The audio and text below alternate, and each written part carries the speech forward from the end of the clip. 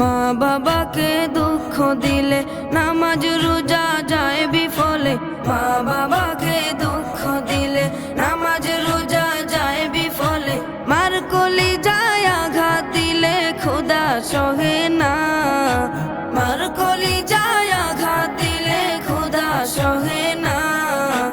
আল্লাহ নবীজির দয়া তারা পাবে না। হায়রে আল্লাহ নবীজির দয়া তারা পাবে না। মা বাবা অতি আপন, মা বাবার করো যতন। মা বাবা অতি আপন, মা বাবার করো যতন। তিন কোঠারি সাথী